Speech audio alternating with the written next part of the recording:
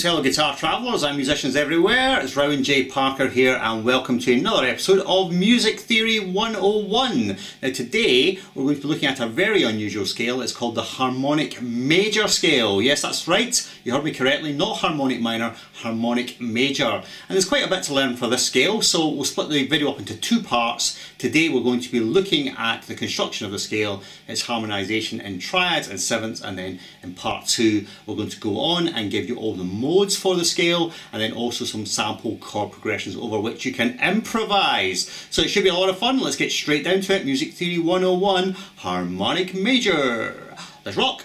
Let's begin by looking at the interval structure of the harmonic major scale. Now, whenever we look at scales, we always compare them against our trusty standby, that is the major scale. So first of all, let's just have a quick reminder of the intervallic structure of a major scale. In this case, it's C major. So C major is these notes, C, D, E, F, G, A, B, C. And the construction is root, major second, major third, perfect fourth, perfect fifth, major sixth, major seventh and octave. Or in jazz nomenclature, quite straightforward, 1, 2, 3, 4, 5, 6, 7, 1.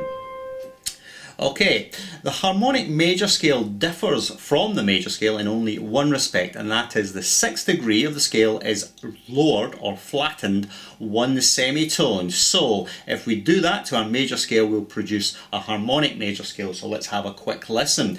So harmonic major, it sounds like this.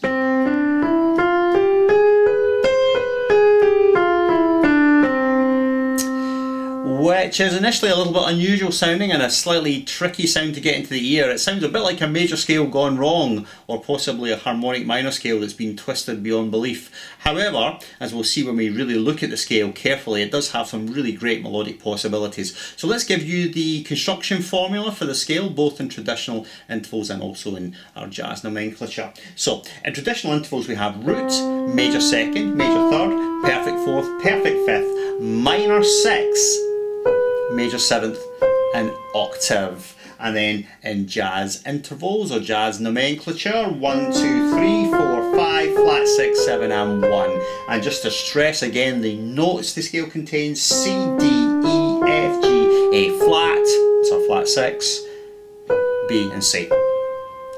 Alright, so I'll be doing a video on my Fusion Essentials series, which is how to actually play these scales on the guitar. We won't get into that today, I'm just going to give you all the theory behind it. So if you want to actually learn how to play harmonic major scales, you need to check out my Fusion Essentials video on that particular subject. Alright, so that's the scale. Let's have a quick look at the chords it produces first of all in triads.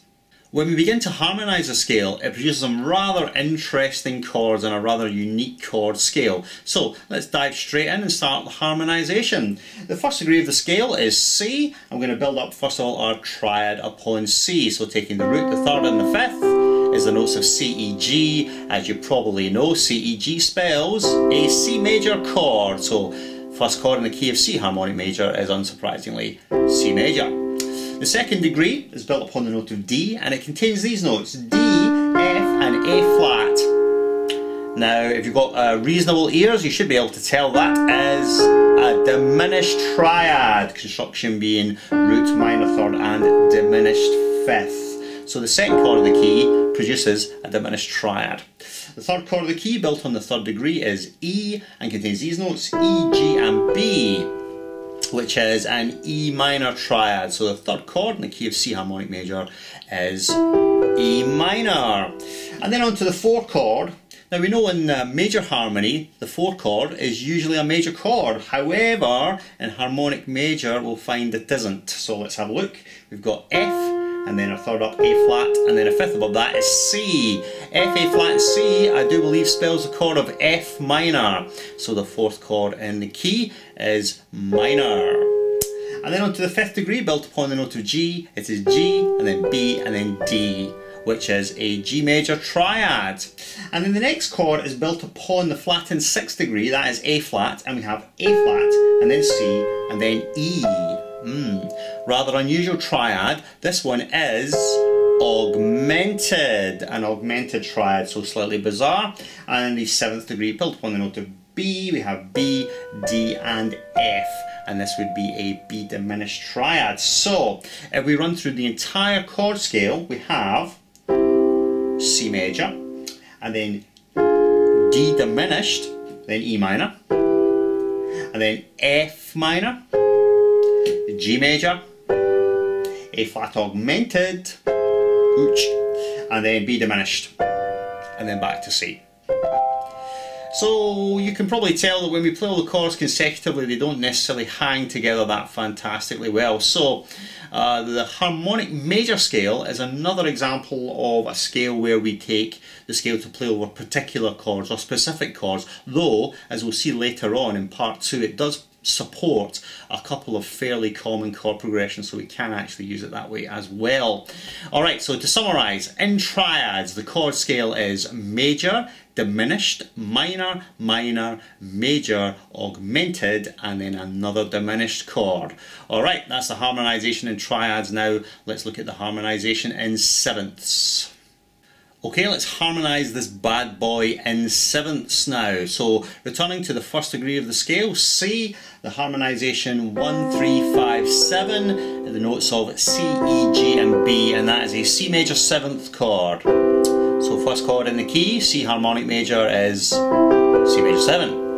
The second chord is D, F, A flat and C, which you may be able to hear is D minor 7 flat 5, otherwise known as D half diminished. The third chord, built on the note of E, the third degree, E, G, B and D, that is merely an E minor 7 chord. The next chord is quite unusual. We have F, A flat, C and then E, which is F minor major 7. That is it is a minor triad with the addition of the interval of a major 7 on top of it. So minor major 7. And then the fifth chord of the key is G, B, D, F.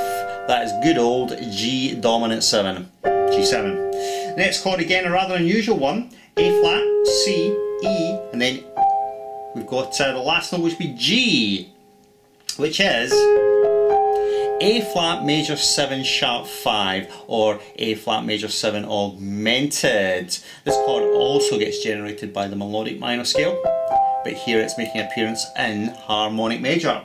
And then the last chord of the key built upon B is B, D, F, and then A flat, or inharmonically G sharp, and this would be a B diminished 7th chord.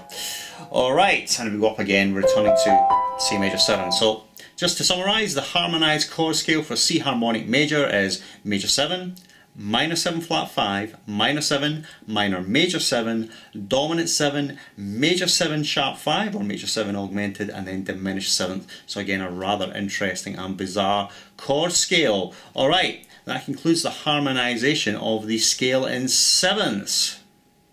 Okay, that will do for part 1 of Music Theory 101, exploring the harmonic major scale. In part 2, we'll be looking at all the modes of the scale and some of the ultra bizarre names they have, and also giving you some chord progressions that you can actually apply the scale on top of, because it does produce some rather beautiful and melodic results. Okay, before I sign off, I encourage you to visit my website. That's www.rowanjparker.com. A great resource if you're a guitar player or just a musician generally. There's a lot of backing tracks up there. There's tons of free lessons now.